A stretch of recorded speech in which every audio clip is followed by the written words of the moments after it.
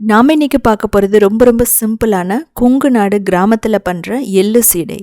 சீடை அப்படிங்கிறது நிறைய இடத்துல பண்ணுவாங்க. ஆனால் கொங்கு நாட்டில் பண்ணுற சீடை வந்து கிராமத்தில் பண்ணுற சீடை ரொம்ப சாஃப்டாக இருக்கும். குழந்தைகளுக்கு வந்து ரொம்ப பிடிக்கும், சாப்பிட்டுக்கிட்டே இருப்பாங்க. ரொம்ப ரொம்ப அயன் ரிச்ன்னு சொல்லலாம். ஏன்னா வெல்லம் போட்டு நம்ம பண்ணுறோம். அதுக்கு வந்து 1 கப் பச்சரிசி எடுத்துக்கலாம். இதை வந்து ஒரு 2-3 தடவை நல்லா கழுவணும். கழுவிட்டு ஒரு 2-3 மணி நேரம் இதை நல்லா ஊற வச்சிடலாம். 2 மணி நேரத்துக்கு அப்புறம் தண்ணியை வடிச்சிடணும். நல்லா கம்ப்ளீட்டாக வடித்ததுக்கப்புறமா இந்த அரிசியை நம்ம அதிரசத்துக்கு பண்ணுற மாதிரியே தான் அரிசியை வந்து ஒரு காட்டன் கிளாத்தில் போட்டுட்டு நம்ம ஒரு 30 நிமிஷம் நம்ம அப்படியே விட்டுறணும். இது வந்து பார்த்திங்கன்னா நல்லா வந்து ட்ரை ஆகிடும். ஆனால் அதில் வந்து கொஞ்சம் ஈரப்பதம் இருக்கும். இது வந்து சூரிய வெளிச்சத்தில் நம்ம வைக்கக்கூடாது, அதாவது சன்லைட்டில் இதை வச்சிடாதீங்க. ஸோ இப்போ பாருங்கள், 30 நிமிஷத்துக்கு அப்புறமா அப்போவும் நமக்கு கையில் ஒட்டும், ஆனால் இது வந்து கொஞ்சம் ட்ரை ஆகிருக்கும். இப்போ வந்து நம்ம இதை என்ன பண்ணலான்னா மிக்சியில் போட்டு அரைச்சிக்கலாம். இதே வந்து நீங்கள் அதிகமான குவான்டிட்டியில் பண்ணுற மாதிரி இருந்தால் நீங்கள் மில்லில் கொடுத்து அரைச்சிக்கலாம். ஆனால் அந்த அரிசியில் ஈரப்பதம் கண்டிப்பாக இருக்கணும். இப்படி நம்ம மிக்சியில் போட்டுட்டு ஒரு நல்ல ஃபைன் பவுடராக அரைச்சிட்டு அதுக்கப்புறம் சளிச்சுக்க போகிறோம். ரொம்ப சிம்பிளானது தான்.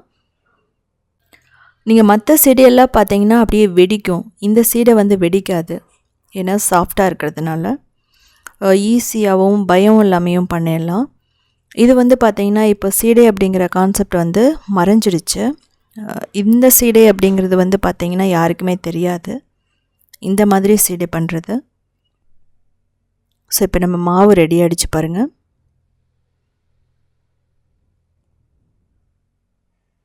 இது வந்து வயசானவங்களும் சரி, சின்ன சின்ன குழந்தைகளும் சரி, கடிக்க முடியாமல் இருக்கிறவங்களும் சரி, இது மாதிரி வந்து நீங்கள் பண்ணி சாப்பிட்டு பாருங்கள், அவ்வளோ சூப்பராக இருக்கும்.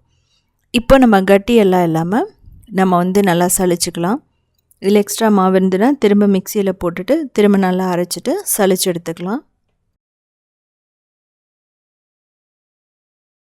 இந்த சீடை பார்த்தீங்கன்னா நீங்கள் பச்சரிசியில் தான் பண்ணணும்னு அவசியம் இல்லை. நீங்கள் வந்து திணை, வரகு அதில் கூட பண்ணலாம். ஆனால் எது பண்ணும்போது நம்ம என்ன பண்ணணும்னா பச்சரிசியை கூட கொஞ்சம் போட்டுட்டு நம்ம ஈக்குவல் குவான்டிட்டி எடுத்துகிட்டு பண்ணுறது ரொம்ப நல்லது கூட.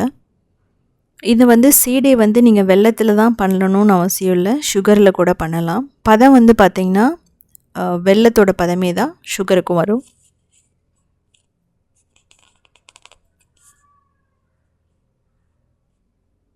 ஸோ நல்லா சலிக்கணும். ஸோ ரொம்ப முக்கியமானது தான். சளிச்சு மாவு நமக்கு அந்த ஈரமாக அப்படியே ரெடி ஆகிடுச்சு. இப்போ அந்த ஈரம் வந்து நம்ம போயிடக்கூடாதுங்கிறதுக்காக நம்ம லைட்டாக ப்ரெஸ் பண்ணி விடுறோம். அப்போ தான் வந்து அந்த ஈரப்பதம் வந்து போகாது. ஸோ இது பார்த்திங்கன்னா நம்ம 2வதையும் சளிச்சு எடுத்தாச்சு. ஸோ அப்படியே வந்து நம்ம மூடி வச்சிடணும், ஈரப்பதம் போகாத மாதிரி. இப்போ வெல்லம் இதில் வந்து 3/4 கப் எடுத்துக்கலாம். அதுக்கப்புறம் தண்ணி 3-4 டேபிள் ஸ்பூன், அவ்வளோதான். அதாவது 3/4 கப் வெல்லம் எடுத்திருக்கோம். அதாவது ஒரு 200 கிராம் வந்து நம்ம எடுத்துக்கலாம். இதை வந்து பார்த்திங்கன்னா நல்லா வந்து மிக்ஸ் பண்ணணும், கட்டியெல்லாம் இருக்கக்கூடாது. இது வந்து பார்த்திங்கன்னா அதிரசம் மாதிரியே தான், அந்த கன்சிஸ்டன்சி தான், அந்த பதம் தான். இப்போது ஒரு கோல்டு வாட்டரில் நம்ம வந்து ஊற்றி பார்க்கணும் அந்த ஜாகரி சிரப்பை. அது வந்து இது மாதிரி கரைஞ்சி போயிடக்கூடாது. இது வந்து பார்த்திங்கன்னா கரைஞ்சி போயிடுச்சு அப்படின்னா நல்லா இருக்காது. அதாவது ஆயிலில் போடும்போது அப்படியே பிரிஞ்சு போயிடும். ஸோ இது வந்து ரொம்ப ரொம்ப முக்கியமானது. தக்காளி பதம்னு சொல்லுவாங்க. அதாவது என்னென்னா நம்ம தண்ணியில் விடும்போது அப்படியே நிற்கும், அந்த பதம், கரைஞ்சி போகாத பதம். ஸோ இது பாருங்கள், இப்படி நம்ம வந்து எடுக்கணும். எடுத்து பார்க்கும்போது அப்படியே ஒரு மாதிரி நமக்கு அந்த பால் மாதிரி வரணும். இதை வந்து பார்த்திங்கன்னா இதை வந்து நம்ம கரைக்கும் போது அப்படியே கரைஞ்சிடுது. அப்படி வந்து நமக்கு இருக்கக்கூடாது. இதில் ரொம்ப முக்கியமானது இது மட்டும்தான். மற்றது வந்து பார்த்திங்கன்னா மாவு ரெடி பண்ணுறது 2 மட்டும் நீங்கள் கரெக்டாக பண்ணிட்டீங்கன்னா சீடை வந்து ரொம்ப ஈஸியாக பண்ணிடலாம். இப்போ பாருங்கள், பர்ஃபெக்டாக ரெடி ஆகிடுச்சு. தண்ணியில் கரையலை, நம்ம அப்படியே ஒன்றா சேர்த்து எடுக்கலாம், அந்த மாதிரி இருக்கும். ஸோ பாருங்கள், இப்படி இருந்தால் ரொம்ப பர்ஃபெக்டானது. இதுக்கப்புறம் நம்ம ஆஃப் பண்ணிவிட்டு எடுத்து அந்த ஈர மாவில் அந்த வெல்லத்தை ஊற்ற போகிறோம். ஊற்றிட்டு நல்லா மிக்ஸ் பண்ணிவிடுவோம். மிக்ஸ் பண்ணிவிட்டு பார்த்திங்கன்னா இதில் எள்ளு போட்டுடலாம். நீங்கள் ஏலக்காய் போடலாம், இல்லை அப்படின்னா சுக்கு பொடி, அதாவது ட்ரை ஜிஞ்சர் பவுடர் போடலாம்.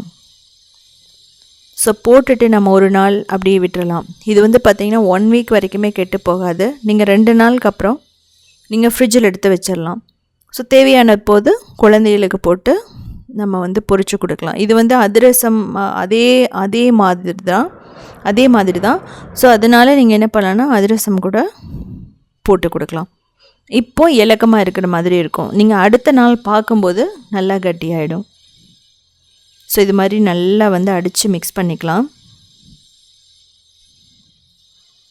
ஸோ பாருங்கள், நமக்கு ரொம்ப பர்ஃபெக்டாக நமக்கு ரெடி ஆகிடுச்சு. உடனே நம்ம போட முடியாது, எப்போவுமே போட்டால் வராது. ஸோ இப்போ வந்து எள்ளு, உங்கள்கிட்ட வந்து கருப்பு எள்ளு இருக்கலாம், இல்லை வெள்ளையில் எது வேணாலும் போட்டுக்கலாம். இதுக்கப்புறம் ஏலக்காய் பொடி இதெல்லாம் போட்டுட்டு நல்லா மிக்ஸ் பண்ணிக்கலாம்.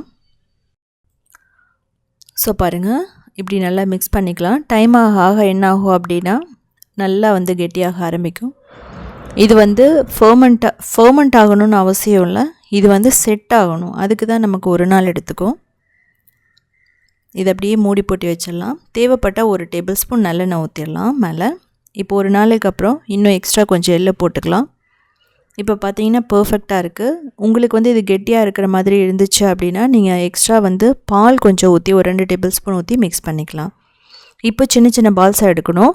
இந்த ரொம்ப முக்கியமானது, இது இப்படி பண்ணும்போது நம்ம பால்ஸ் வந்து கட்டியாக பிடிக்கக்கூடாது, ரொம்ப கெட்டியாக இருக்கக்கூடாது. நீங்கள் பால்ஸ் மாதிரி பிடிச்சதுக்கப்புறம் கொஞ்சம் அதை வந்து தட்டை மாதிரி பண்ணிவிட்டு நீங்கள் போட்டிங்கன்னா ஃப்ரை ஆகும்போது நல்லா உருண்டியாக வந்துடும்.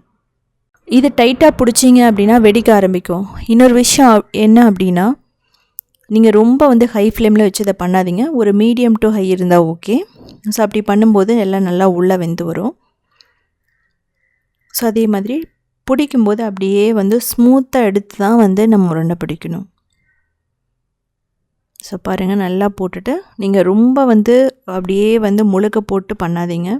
எண்ணெய் அதிகமாக இருக்கும்போது அப்படி பண்ணலாம். ஸோ எண்ணெய் கொஞ்சம் வச்சு பண்ணும்போது கொஞ்சம் கொஞ்சமாக போட்டு எடுத்துக்கோங்க. இது வந்து பார்த்திங்கன்னா ப்ரௌன் ஆனாலும் டேஸ்ட்டு சூப்பராக இருக்கும். இது ஏன் ப்ரௌன் ஆகுதுன்னா நம்ம வெல்லம் போட்டிருக்கிறதுனால. ஸோ நமக்கு பர்ஃபெக்டான எள்ளு சீடை ரெடி ஆகிடுச்சு. இது வந்து பார்த்திங்கன்னா ஒரு 2 வீக்ஸ் வரைக்குமே நமக்கு கெட்டு போகாது. ஸோ பார்க்கலாம் எப்படி இருக்குன்னு சொல்லிவிட்டு. ஸோ பாருங்கள், அப்படியே கையில் எடுத்தோன்னா அப்படியே சாஃப்டாக வந்து உடையும். ஸோ பாருங்கள் எப்படி இருக்குன்னு சொல்லிவிட்டு. ஸோ செஞ்சு பார்த்துட்டு கமெண்ட் பண்ணுங்கள்.